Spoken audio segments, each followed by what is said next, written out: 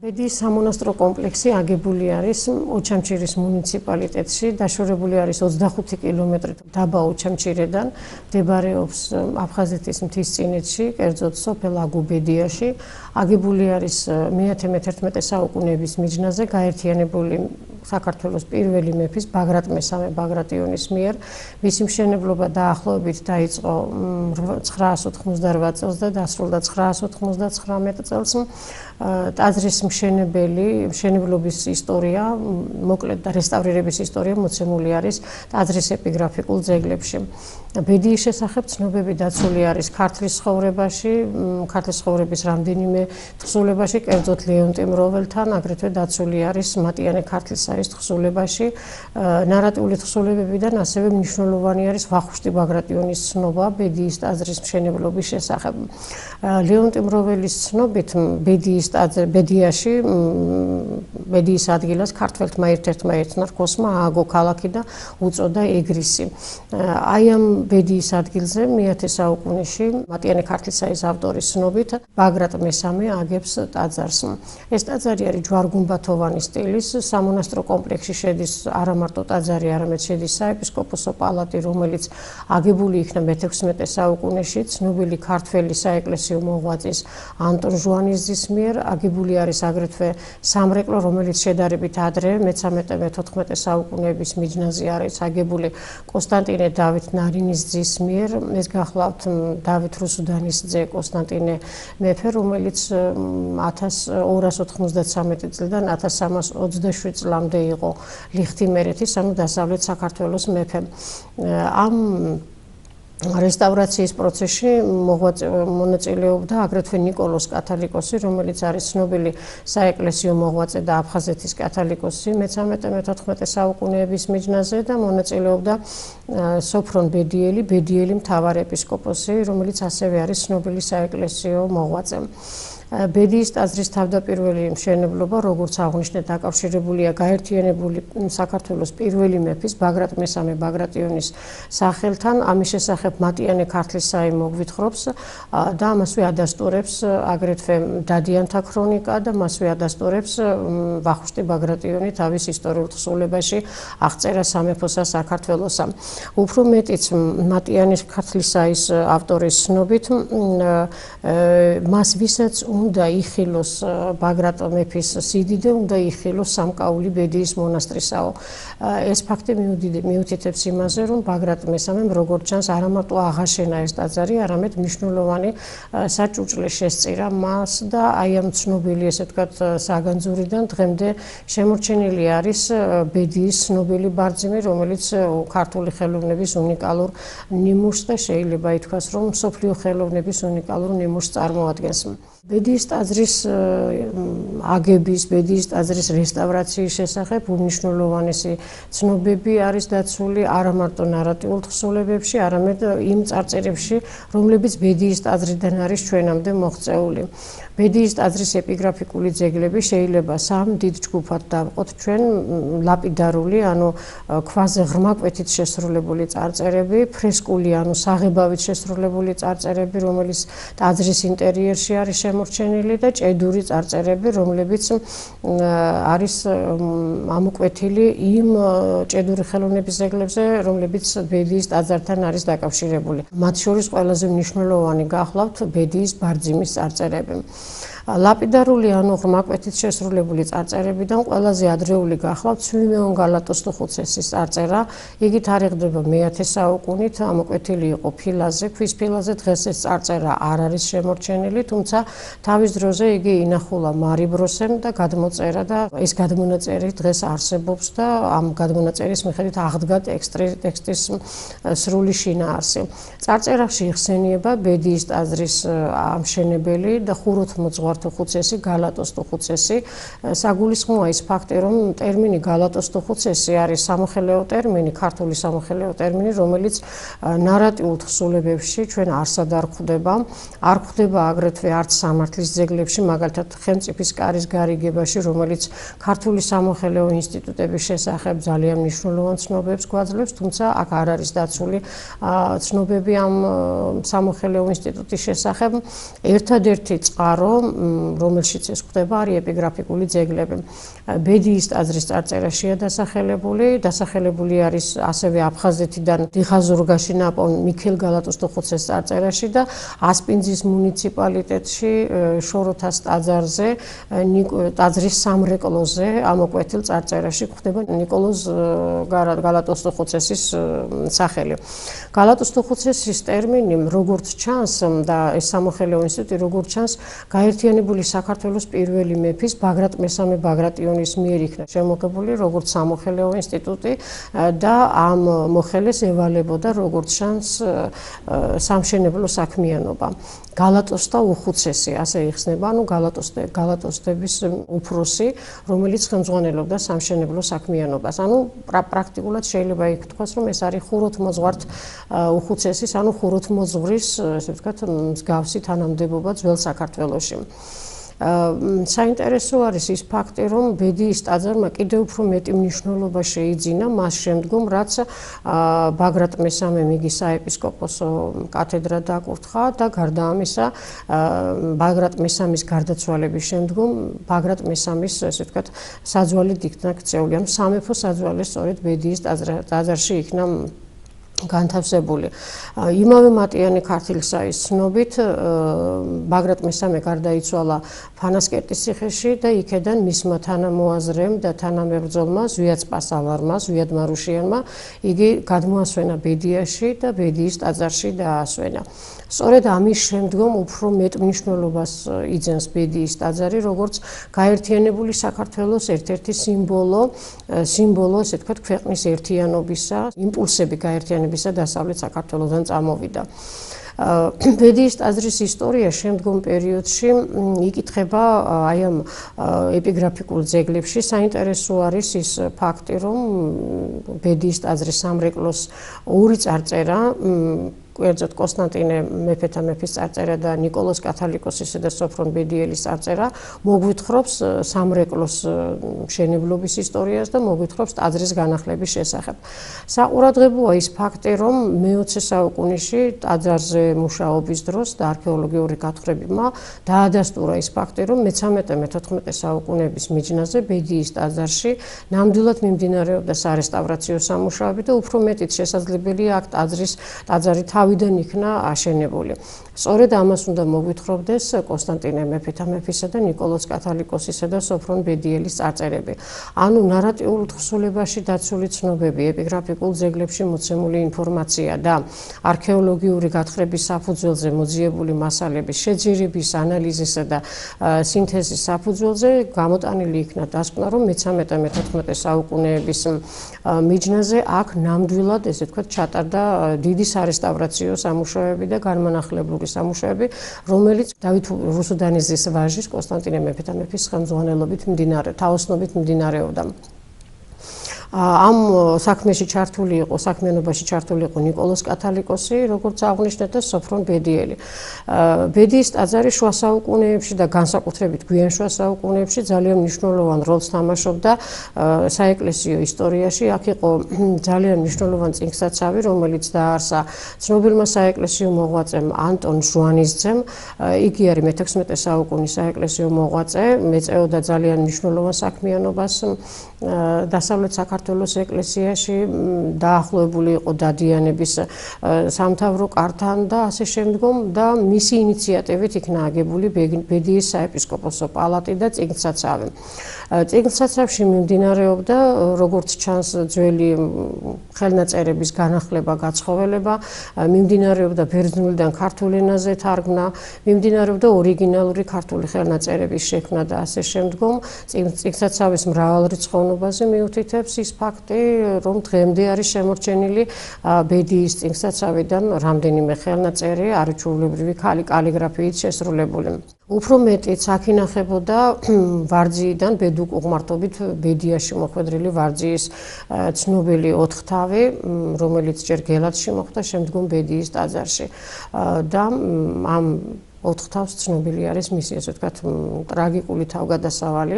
აქედან არის აგრეთვე ბედიის გულანი და ასე შემდგომ, რომელზეც უამრავი მინაწერია გაკეთებული და ეს მინაწერები დღეს ძალიან მნიშვნელოვან საისტორიო ცნობებს გვაწვდიან ბედიის ტაძრის ისტორიის შესახებ. ბედიის ტაძარში ანტონ ჟვანიძის ესეთი დიდებული საქმიანობის შემდგომ მოღვაწეობდა მისივე გვარის ერთ-ერთი წარმომადგენელი კირილე ჟვანიძე, რომელიც არაფრით ჩამოუვარდება ანტონ ჟვანიძეს თავისი საქმიანობით. ისიც დაახლოებული იყო დადიანთა სამთავრო კართან, როგორც ჩანს. შემდგომ პერიოდში მოღვაწეობს აქ აგრეთვე გერმანე ჩხეტიძე მე-17 საუკუნეში, რომელიც სხვა საისტორიო წყაროებშიც არის დასახელებული, გარდა ბედიის გრაფიკული ძეგლებისა და ძალიან საინტერესო არის მომდევნო პერიოდის ბედიელი მთავარეპისკოპოსების საქმიანობა. აქ იხსენიება აგრეთვე ნიკოლოზ მხეიძე და სხვები და მათი საქმიანობა მიმოფანტულია ძველ საისტორიო წყაროებში და მათი, ესე ვთქვათ, საბოლოოდ შეკრების საფუძველზე დაზუსტებული არის ბედიელ მთავარეპისკოპოსთა ქრონოლოგიური რიგი. ბედიელ მთავარეპისკოპოსთა ქრონოლოგიურ რიგზე რამდენიმე მკვლევარი მუშაობდა და დღეს უკვე 20-მდე ბედიელი მთავარეპისკოპოსის სახელი არის ქართულ ისტორიოგრაფიაში ცნობილი. ერთ-ერთი პირველი იყო მაგალითად იოანე მთავარეპისკოპოსი, რომელიც ბაგრატ მეოთხე ბაგრატიონის ქალიშვილს მარიამ მართას ახლდა ბიზანტიაში. ეს ცნობა დაცული არის გიორგი მთაწმინდელის ცხოვრებაში და წარმოადგენს ერთ-ერთ სანდო საისტორიო წყაროს. სხვა ბედიელების შესახებ ცნობებიც მოძიებული და მათი ქრონოლოგიური რიგი დღეს დაზუსტებულია. იმედია, რომ მომავალი წყაროწოდნობითი კვლევები კიდევ უფრო მეტ ინფორმაციას გამოავლენს ბედიელთა ქრონოლოგიური რიგის შესახებ და კიდევ მეტი, ასე ვთქვათ, უცნობ სახელებს, ესე ვთქვათ, აღმოაჩენს წყაროწოდნობითი კვლევები. ბედიის წარწერებიდან ძალიან მნიშვნელოვანი არის როგორც აღნიშნეთ ანტონ ჟვანიძის წარწერა, რომელიც მე-16 საუკუნეში აგებს საეპისკოპოსო პალატს და აი ამ პალატის შესასვლელის ტიმპანის თავზე არის ამოკვეთილი ეს ასომთავრული წარწერა, რომელიც მოგვითხრობს, რომ ანტონმა ააგო ეს ტაძარი. ასევე ძალიან მნიშვნელოვანია ფრესკული წარწერები. 1988 წელს ბედიის ტაძარში სარესტავრაციო სამუშაოების დროს საკმაო რაოდენობით იყო ეს ფრესკული წარწერები შემორჩენილი. ეს არის გამოსახულების განმარტებითი წარწერები, წმინდანების გამოსახულებებთან, ასე საერო პირების გამოსახულებებთან იყო აგრეთვე წარწერები, მაგალითად ბაგრატ მეფის ფრესკულ გამოსახულებასთან. დღეს სამწუხაროდ ცნობილია, რომ ბაგრატ მეფის ფრესკა არ არსებობს, თუმცა ბაგრატ მეფის ფრესკის შესახებ ინფორმაცია რამდენიმე, ასე ვთქვათ, ნაშრომში არის მოცემული. ბედიის ტაძრის ფრესკულ მოხატულობაზე მუშაობდნენ თავის დროზე ტოლმაჩევსკაია, მუშაობდა ცნობილი ხელოვნებათმცოდნე რენი შმერლინგი, მუშაობდა ლეონ შერვაშიძე და სხვები, რომლებმაც ბედიის ფრესკულ მოხატულობაში 3 ფენა გამოყვეს მე-11 საუკუნეების, მე-13, მე-14 საუკუნეების და მე-16, მე-17 საუკუნეების ფრესკული მოხატულობა. აქედან ჩვენთვის ძალიან საინტერესო არის სწორედ ბაგრატ მეფის ფრესკა, რომელიც უკანასკნელ დრომდე, კერძოდ 21 საუკუნის დასაწყისამდე შემორჩენილი იყო ბედიის ტაძარზე. ამ ფრესკის გვერდით ნიმბის გვერდით იყო ასომთავრული წარწერა, სადაც აღდგენით იკითხებოდა ბაგრატ, მარტო შემორჩენილი იყო რატ და ბაგრატ აღდგენის საფუძველზე იკითხებოდა მეფის სახელი. ასევე საინტერესო არის დიოფალი მარიხისა და ერისთავთერისთავი და მანდატურთუხუცესი გიორგი დადიანის წარწერა. თავის დროზე ეს წარწერა პირველად შეისწავლა მარი ფელისიტე ქსავიებროსემ, რომელმაც იმოგზაურა საქართველოში და მათ შორის აფხაზეთშიც და მან მერვე რაპორტი მთლიანად აფხაზეთში მოგზაურობის ანგარიშს მიუძღვნა. მარი ბროსემ ეს დიოფალი მარიხი და ერისთავთერისთავი გიორგი დადიანი გააიგება ლევან პირველი დადიანის მეუღლესთან მარიხთან და ვაჟთან გიორგისთან, თუმცა მოგვიანებით მოსაზრება შეიცვალა და დიოფალი მარიხი ვამეყ პირველი დადიანის მეუღლე და მის ვაჟ გიორგი ერისთავთერისთავ გიორგი დადიანად იქნა ცნობილი. საინტერესო არის აგრეთვე მომდევნო პერიოდის ფრესკული მოხატულობებიც, რომლებიც ძირითადად არის წმინდანთა გამოსახულებები და ამ წმინდანთა გამოსახულებები ცხოვრებებს თან ახლავს განმარტებითი წარწერები ქართულ ენაზეც და ახლავს განმარტებითი წარწერები ბერძნულ ენაზეც. ზოგადად შეიძლება ითქვას, რომ ბედიის ტაძარი ძალიან მდიდარი იყო ფრესკული მოხატულობებით, იმიტომ რომ 1988 წლის ექსპედიციის დროს ძალიან კარგად ჩანდა ამ ფრესკული მოხატულობების ნაშთები, მიუხედავად იმისა, რომ ტაძარმა იმდენ ქარტეხილებს გაუძლო და მე-17 საუკუნის მეორე ნახევრის შემდგომ პრაქტიკულად უმოქმედო ტაძარი იყო. მთელი მე-19 საუკუნის მანძილზე ცდილობდნენ მის აღდგენა, რესტავრაციას, მაგრამ რესტავრაციაც რამდენიმეჯერ, ესე ვთქვათ, არასწორად ჩაუტარდა. მიუხედავად ამისა, ეს ამ ტაძარში შემორჩენილი იყო ფრესკული მოხატულობის მდიდარი კვალი და დღეს სამწუხაროდ ჩვენთვის უცნობია რა მდგომარეობაში ეს. ვიცით, რომ ნამდვილად ბაგრატ მესამის ფრესკა უკვე აღარ არსებობს და იგი ჩამოგდებულია და ეს დაადასტურა 2011 წელს აფხაზეთში იკომის რუსული კომიტეტის ანგარიშმად, სადაც წერია, რომ ბაგრატ მესამის ფრესკა ნამდვილად უკვე აღარ არსებობს და იგი რესტავრაციის დროს იქნა ჩამოვარდნილი.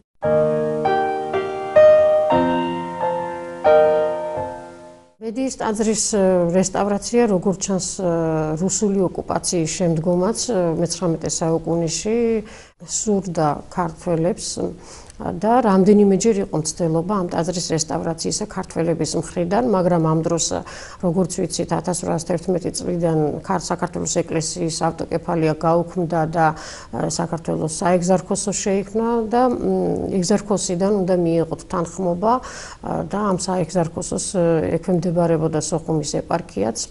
აქედან უნდა მიიღო თანხმობა ქართველებს. თუმცა ეს თანხმობა არ იქნა მიღებული. საარქივო მასალებით ცნობილია, რომ ერთ-ერთ ბერს იესე შელია სურდა ბედიის ტაძართან ახლოს, მას ძალიან, ესე ვთქვათ, შთააგონებდა ეს დიდებული ნაშთი ნანგრევები ძველი საქართველოსი და დიდ სულიერ, ასე ვთქვათ, ძალას მატებდა. მას სურდა, რომ ამ ნანგრევებში ბერად, ასე ვთქვათ, დაყუდებულიყო, თუმცა მან ამაზე თანხმობა ვერ მიიღო. ასევე იყო მცდელობა შერვაშიძეების მხრიდან ბედიის ტაძრის რესტავრაციის შესახებ, მაგრამ ეს თანხმობა მათ ვერ მიიღეს და გეგმა, რომელიც შეიმუშავეს, მათ უკან იქნა, ესე ვთქვათ, დაბრუნებული უარით და შესაბამისად ეს ვერ მოხერხდა თავის დროზე. თუმცა იყო მცდელობა რუსი მღვდლის მიერ ბედიის ტაძრის რესტავრაციისა და ეს მე არ მინდა ახლა ეს შესაძლებელია გამიზნულად არც იქნა გაკეთებული, თუმცა ტაძარზე ფილები იქნა მოხსნილი და შემდგომ კერძო სახლის მშენებლობისთვის იქნა გამოყენებული. ეს შესაძლებელია იყო გამიზნული არ იყო, მაგრამ იყო, ესე ვთქვათ, გაუთვითცნობიერებელი ადამიანის საქმიანობა, რომელმაც არ იცოდა რა ძეგლთან და რა დანიშნულების კულტურულ ღირებულებასთან ჰქონდა საქმე.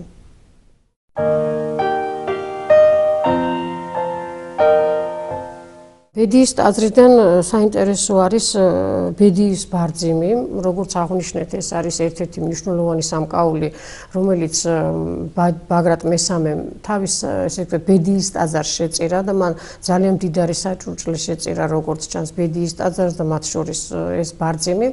ბარძიმის პირს მიუყვება ასომთავრული წარწერა, რომელშიც მოხსენიებული არის გაერთიანებული საქართველოს პირველი მეფე ბაგრატ მესამე და დედამისი გურანდუხ დედოფალი. გურანდუხტი გახლავთ გიორგი მეორე აფხაზთა მეფის ქალიშვილი, რომელიც 922-957 წლებში იყო აფხაზთა მეფე. გურანდუხტი ცოლად ყავდა ქართველთა მეფის ბაგრატ მეორე რეგვენის ვაჟს გურგენს, რომელიც მერე მეფის ტიტულით არის ცნობილი ისტორიაში. სწორედ აი ამ ქორწინების შედეგად დაიბადა ბაგრატი, რომელიც შემდგომ გახდა სამი ტახტის მემკვიდრე, აფხაზთა სამეფოს ტახტის მემკვიდრე, ქართველთა სამეფოს ტახტის მემკვიდრე და დავით კურაპალატის მხრიდან ის იყო დავით კურაპალატის შვილობილი და დავით კურაპალატის მემკვიდრეობა მას აქედან ერგო, თუმცა შემდგომ ისტორიული მოვლენები ცოტა სხვაგვარად განვითარდა. ანუ ასე გახდა ბაგრატ მესამე გაერთიანებული საქართველოს პირველი მეფე. ამ ბედიის ბარძიმზე გარდა ამ წარწერისა არის კიდევ სხვა წარწერებიც, კერძოდ გამოსახულების განმარტებითი წარწერები და ეს არის წმინდანთა გამოსახულებები, რომელიც ჩასმული არის ბარძიმის თაღედებში და ბარძიმი არკებად არის დაყოფილი და ამ თაღედებში არის თითოეული წმინდანი, მაგალითად წმინდა იოანე, ღვთისმშობელიც არის გამოსახული, წმინდა ლებეოსი, წმინდა თადეოსი, წმინდა პავლე, მარკოზი, ლუკა და ყველა ამ მოსახულებას თან ახლავს განმარტებითი წარწერა ნიმბის გვერდით. ამ წარწერებს აქვს პალეოგრაფიული ღირებულებაც, აქვს რა თქმა უნდა ისტორიული ღირებულებაც. პალეოგრაფიული თვალსაზრისით ძალიან მნიშვნელოვანი არის თავად გრაფიკული მოხაზულობა ამ წარწერებისა, დაქარაგმების სტილი როგორი იყო, განკვეთილობის ნიშნები როგორი იყო ძველ საქართველოში და ასე შემდგომ. გარდა აი ამ ორი ესე ვთქვათ ჯგუფისა წარწერებისა კიდევ არის ერთი წარწერა, რომელიც თავის დროზე ბედიის ბარძიმის სადგარზე, ანუ ფეხზე იყო ამოკვეთილი. ეს სადგარი თავის დროზე ბედიის ბარძიმს გაუკეთა გერმანე ჩხეტიძემ მე-17 საუკუნეში და მე-19 საუკუნეში ილორში ყოფნისას დიმიტრი ბაქრაძემ დაათვალიერა ეს ბედიის ბარძიმი, დიმიტრი ბაქრაძეს ანახეს და მან გადმოიწერა ბედიის ბარძიმიდან წარწერები, მათ შორის წერა გერმანე ჩხეტიძის წარწერა, რომელიც იყო მამკობი ბედიის ბარძიმისა. წარწერის შინაარსში იკითხება, რომ როგორც ჩანს, თავის დროზე ბარძიმს ფეხი ჰქონდა, როგორც ჩანს, თავის დროზე მე-10 საუკუნეში შემკული ფეხი, რომელიც შემოუძარცვავთ და მერე გერმანე ჩხეტიძე თავიდან აკეთებს რესტავრაციას და უკეთებს ბარძიმს ფეხს. თუმცა დიმიტრი ბაქრაძე 1895 წელს, როდესაც მეორედ ჩავიდა ილორში, უკვე ეს ფეხიც აღარ მოტეხილი იყო. ანუ გერმანე ჩხეტიძის მიერ გაკეთებული ბარძიმის ფეხიც დაიკარგა, ანუ მეორედ იქნა გაძარცვული ფაქტობრივად ბედიის ბარძიმი. მაგრამ გერმანე ჩხეტიძის წარწერა, რომელიც თავის დროზე დიმიტრი ბაქრაძემ გადმოწერა, ჩვენთვის დღეს ცნობილია, დიმიტრი ბაქრაძის ნაშრომში ეს მე-19 საუკუნეში გამოქვეყნდა და დღეს აი ამ გადმონაწერის მიხედვით სარგებლობს ყველა მეცნიერი. ანუ ბარძიმის ისტორიაც თავად ბარძიმის წარწერებშივე არის მოცემული, როგორც თავის დროზე ამ ბარძიმის დამკვეთის ისტორია ბაგრატ მესამისა და მისი დედის გურანდუხ დედოფლის, შემდგომ მისი რესტავრატორის და მისი ტრაგიკული ისტორიაც, ესე ვთქვათ, ბარძიმის წარწერებში რაღაცნაირად აისახა და ეს არის ძალიან საინტერესო.